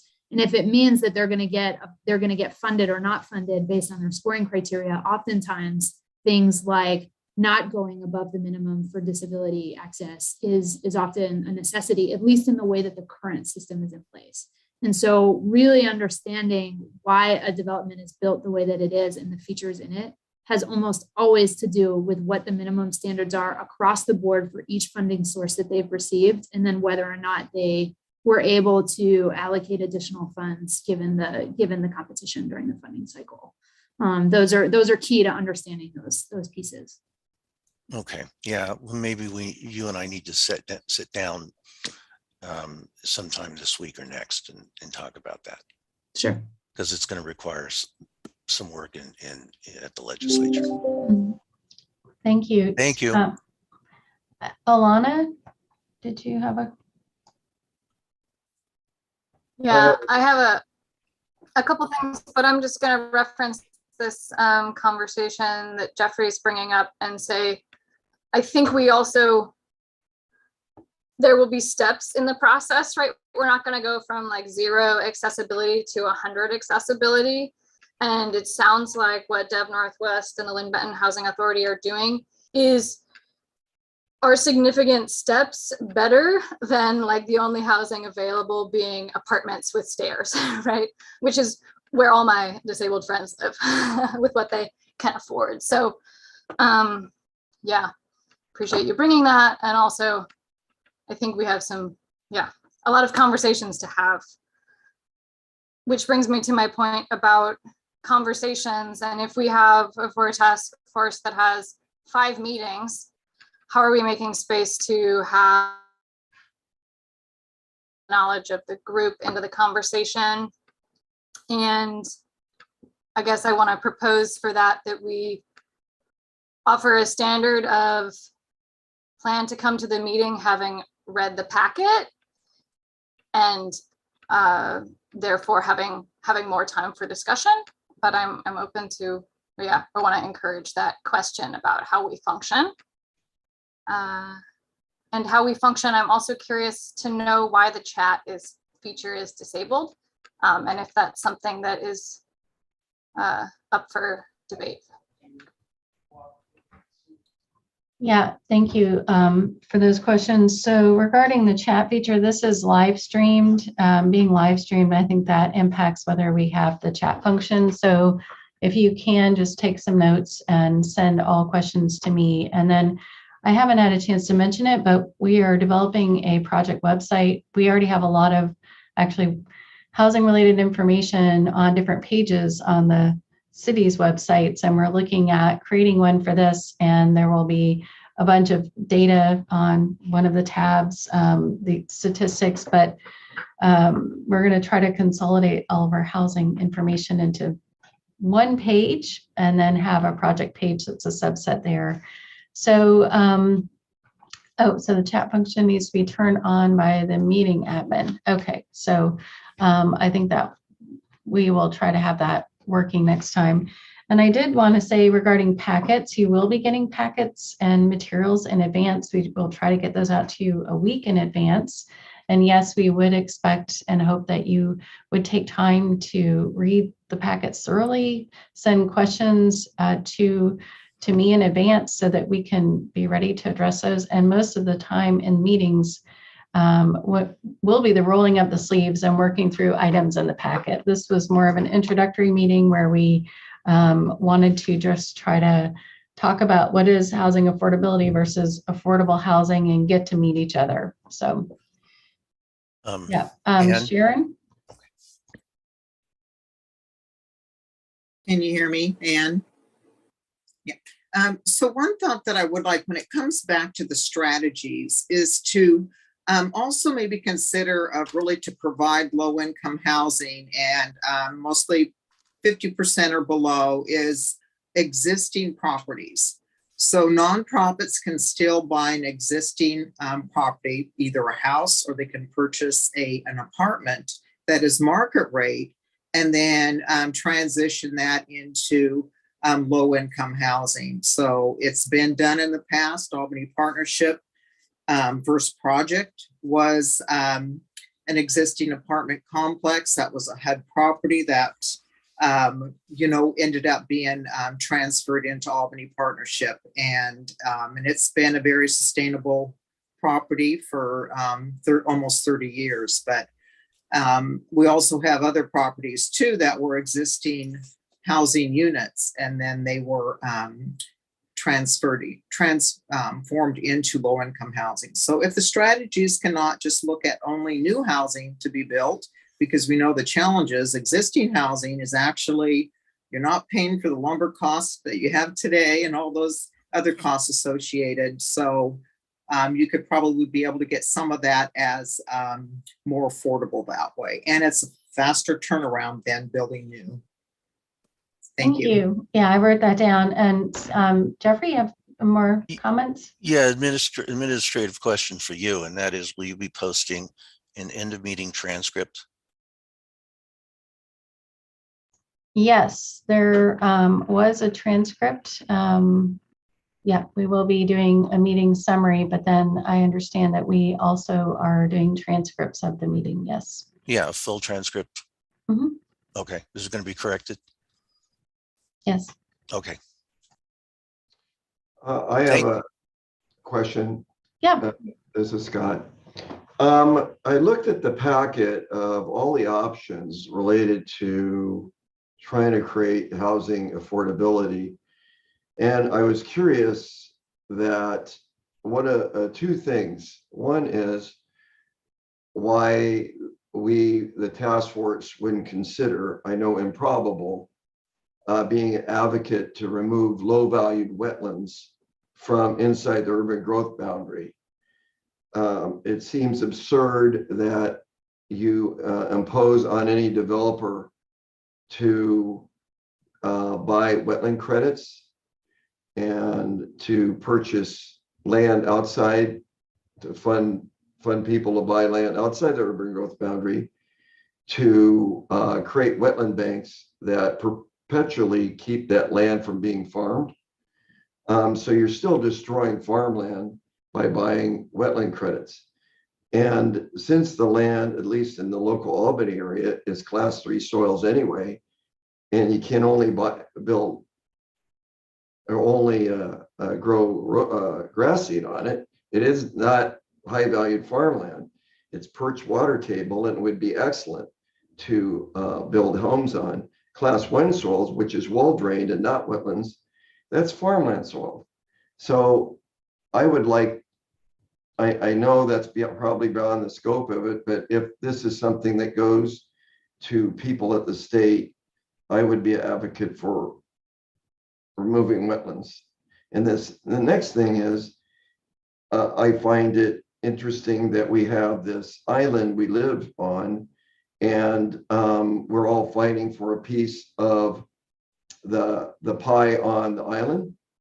That's what's happening. Most of the appraisals I do are in bidding wars. It's not great, and it's because of scarcity. And the scarcity is because there's not available land. So those drivers, I think, are much more significant than the items that I saw in your packet. And I don't know if it's beyond the scope of this, but I think this needs to be, this is the major concern. You can add these unique, you can buy old apartment buildings, you can buy unique or build unique subsidized housing. It's still displacing the population unless you add supply. And so anyway. I am taking it. So Scott is referring to a list of strategies that is on DLCD's website. We may or may not be using all of those. We're going to be reviewing those for what has the best fit for Albany, but we're also adding on ones that we've been adding to our own local lists. So thank you for those suggestions. And yes, the issue of wetlands is a big one, and it impacts ability to develop and the cost of developing land. Yeah, Jeffrey Evans, Mr. Evans.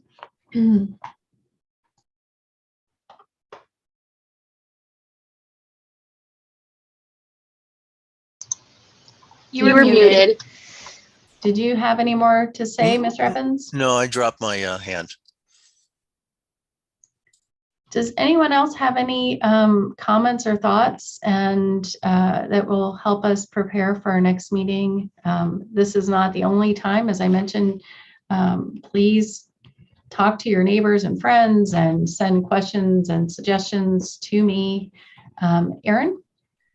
Yeah, I just wanted to follow up a little bit on the comment that was made about focusing on affordable housing versus housing affordability across the board. And I think that one of the misunderstandings around affordable housing is that it's a topic that's sort of isolated in a vacuum. It's actually not. Like the community land trust model and some of the issues that we face around creating that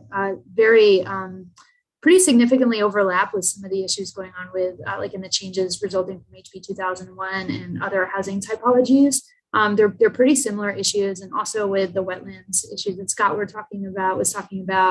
I think that I actually think it was a good thing that we focused on the affordable housing component, because I think that it created a foundation for understanding kind of the differences between the two. And I understand the comments around how it felt a little bit focused, but I do think that under the surface of the title affordable housing, I do think that a lot of the issues overlap with housing affordability across the board. And I think that understanding, and as we get into the weeds a little bit deeper on some of these strategies and potential impacts for change, I think we'll see that there's a lot of things that can be done to help kind of both affordable housing and housing affordability access across the board. And so I heard the feedback, but I want to say that I think that they're actually pretty strongly connected and are not necessarily things that develop in isolation.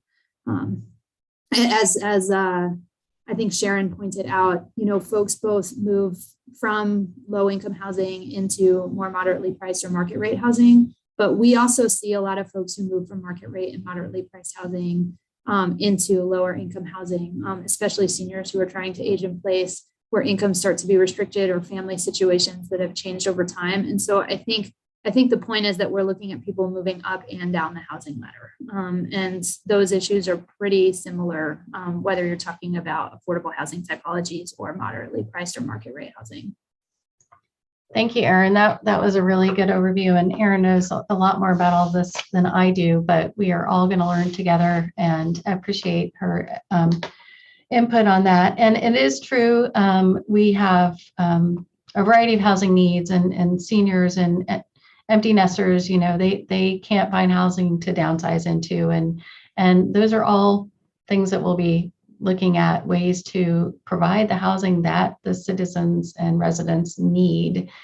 We did just want to, once you make housing affordable, it does free up, other housing. There is a spectrum, and you want to help people move along the spectrum, either up or down, as their incomes and needs change over time. So again, it was just a foundation. It was, it's not going to be the full focus of the task force. And I'm sorry that the mayor is now not on the meeting to hear what Aaron said very eloquently. With that, any other thoughts or comments for us before we wrap this up? And I have one more comment that I'm observing.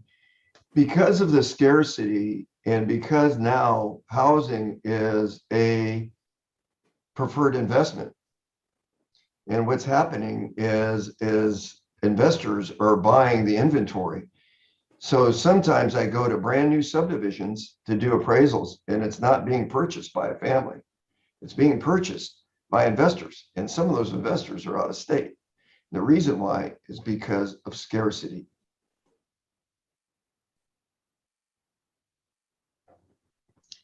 Right. So we will housing opportunity to the 6,000 rent burden households in this community. Yeah, scarcity and limited market supply. There's very little on the market, and it's yeah. Any other thoughts or comments? And yeah, Stephen Hammond, thank you. Are there going to be ways in which we can communicate with one another, or do we direct everything toward you to pass on? That's a really good question. We could share, if task force members are willing to share their emails, we could send that roster with emails and contact information out to each other. Okay, we'll do that. And like I said, we are going to be developing and populating a website with a lot of this information, because there is a lot of background information that I think is helpful when you're starting to evaluate needs and lot sizes and things like that. So we're going to be working on it. So it's just going to take us a little bit of time to get that up and running. We will let you know when we've got materials from this meeting posted online, and then as our site for the project develops. And we do want you to encourage people to participate. We will be starting an interested parties list, and we will have multiple opportunities for public input as you guys move through different strategies and tools and ideas and getting feedback for those. So again, there's a lot of opportunity for the public to be involved, and we hope that you will encourage your neighbors and friends to participate in this process. Anything else before we go? And I see the City of Albany has their hand up. Matt. I really should change my name. I just wanted to point out that actually the task force webpage is up. If you go to the City Council section on our website and look under Citizen Advisory Groups, it is now hooked up underneath there. The webpage that Ann mentioned for the HIP project, it will be up hopefully later this week or early next week. So. Thank you. Yeah, we do have a place for these agenda packets, the recordings, the transcript, and meeting summaries, and we will send you that link. You might have had it in your email that came out earlier this week. Anything else before we wrap it up? Oh, Sharon, is your hand still up to speak? I just want to say, Ann, I really think you did a great job, very thorough job in the staff report and giving all the background and what the needs are out there. So I just think it was a great base for this meeting to really give everybody kind of a, understanding of what it's like for really providing rent restricted housing. So I just say kudos, you did a great job. Thank you. Anyone else have any more comments? All right. Well, we do appreciate your time, especially for staying over our allocated time. And on that note, we probably will be allocating 2 hours for these meetings. And if we finish early, we'll be happy that we got some minutes back. So you can budget your stomachs and all that accordingly. So with that, have a great rest of your afternoon, and we are looking forward. We're just excited to have the project underway and looking forward to hearing from all of you and your participation. Thank you.